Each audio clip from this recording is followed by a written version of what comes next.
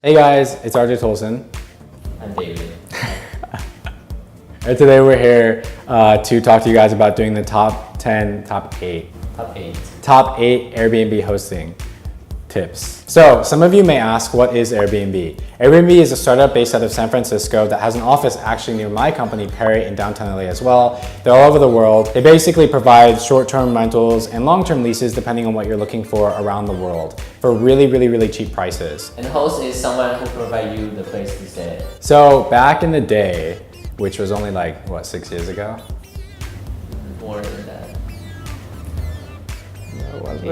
Was it really? David and I met in high school where we went to boarding school in Connecticut. And we're on the same tennis team. And we played varsity tennis. Where we destroyed everyone. No, I wish that was true. Sometimes. Sometimes? we were very inconsistent. We were like very inconsistent. Yeah. Anyway. And then Harrison, who's also in the background and in tons of my videos. We also went to high school, all of us together, for a short period of time because Harrison's slightly older than us. All right, so like I said, today we're going to be covering the top 8 Airbnb hosting tips that David and I have kind of figured out from hosting. For me, I just started a few weeks ago. So I only got 5 guests. But those guests, they happen to come for music festivals in San Bernardino, and some are having music events in Pasira University. Yeah. So everyone's going for music. Kind of. They're all just like music people. Yeah. But you only started like 3 weeks ago. Yeah. Not even like a few, it's like 3 weeks ago, right? So 5 people in 3 weeks is pretty good, but how many days did it take you to get people to come after you posted? Within the week. Yeah, within the same week, right? I actually hosted a year ago where I got about 40 or 50 people throughout, I think, a 3 or 4 month period of time, maybe a bit longer than that. I lived near Anaheim, so we had a lot of people coming from like to Disney World, hanging out, Knott's Berry Farm, and also people who just wanted to not spend money like in downtown LA, you know what I mean? So from there, yeah, I got a lot of experience, became a super host as well. Tip 1, make sure you respond to requests quickly. You don't want to miss out on someone coming in and staying with you just because you took too long to respond. One time I actually got a host who took a month to respond to me, and I had already gone there, traveled, and done all of that stuff. It's just kind of crazy. I mean, at least you can say that they did respond eventually, which is better than not. But again, if you miss out on responding quickly, they're gonna get booked somewhere else. Also, if you really wanna maximize on getting your guests to come in quickly, make sure that you enable Insta-booking. When they're not verified, shoot them a message, let them know that you want them to be verified, and that way they'll do it. If not, it's probably not worth your time or your risk to get them to come. Tip 2, take good photos. Make sure you take good lightings and angles and Photoshop a little bit and keep it realistic as well. If you're not comfortable taking your pictures by yourself, Airbnb has a free service that will take care of it. Tip 3, be professional. Hotels have a lot of great opportunities that you can take from to make sure that you're doing the best host that you can be. One of those ways is to make sure that you provide amenities like towels, toilet paper, especially toilet paper, people need toilet paper, and lots of other stuff. Another way to go the extra mile is to provide a gift basket. It's one of the things that really got me 5 stars quite often. When people would come in, I would check their profile beforehand, see if they mentioned liking chocolate, liking something specific that I could get them at a low cost, like $1 or $5 or something like that.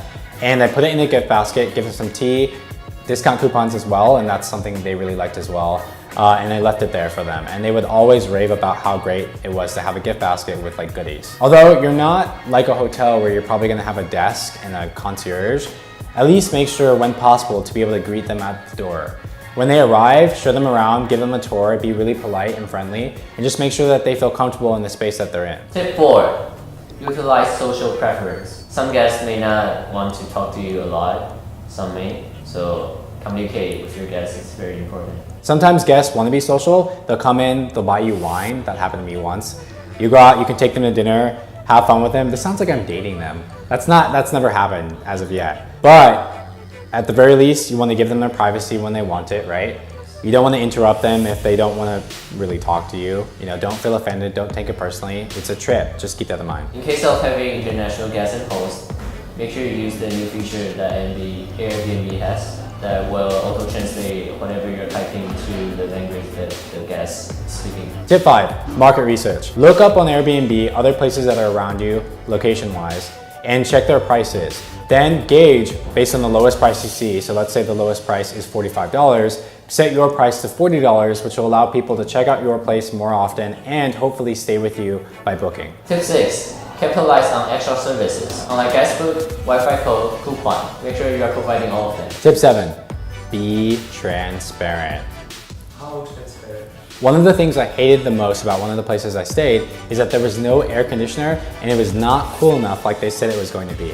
If the room is hot, don't tell me it's going to be cool, especially if you don't have an air conditioner. Especially since I had a TV interview the next day, so I was like melting my face off. It was gross. It was bad. Yeah, it was bad. It was a really nice place and the hosts were really great. That was just one of the things that I didn't like, and I actually told them in my review that that's one of the things I would have liked to have seen improve. Because David and I both have pets, we try and let them know ahead of time about Cloud and Espeon. And my cats, Dim Sum and Miko. In case they're allergic, of course it shows up on the Airbnb app, but we try to also remind them of this fact too. Tip 8. Don't miss out on maximizing their stay. Don't miss out. Don't miss out. Remember to personally ask for a review when they check out. You can say something like, please take a moment to leave a 5-star review. Before we go, I wanted to make sure that we discuss some of our experiences, the good, the bad, and something in between. All right, so what was your first experience, David? Like, what was the worst one that's happened? So since I only have 5 guests, the worst experience is some people don't take off their shoes. They don't take off their shoes? Yeah. And that's your request? Do you let them know ahead of time that you want them to do that? I didn't tell them beforehand. It's not listed on my request. But when you meet them, do you tell them? Yeah. Okay. So the worst experience that happened to me was a little bit different. It had to do with toilet paper, which is why I was so adamant about toilet paper before. So apparently in different cultures and customs around the world, toilet paper isn't always flushed into the toilet. Sometimes when you go number 2, they put it in the trash instead of that. So I had to figure out a way to tell my guests, while being really passive and trying to be respectful, that, you know, the toilet paper issue.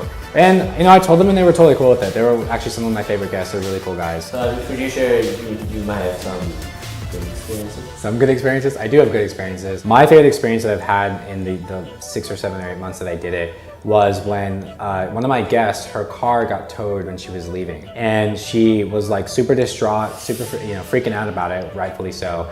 And so what I did is I just walked out there with her. I was like, look, I've done this before, it's happened to me. So for her at the time, she couldn't afford it. She just wasn't in her budget. So I was like, here, you can stay at my place for $10 a night. I think it was like $5 or $10 a night. We set it up with Airbnb. They were really cool about it. And I just made sure that she was all set and she got her car the next day. And she's just a really nice person and we really had a great conversation. We took her out to dinner to help her feel better and it was awesome. So what was your favorite experience in your very long tenure of Airbnb? It's just like quiet people.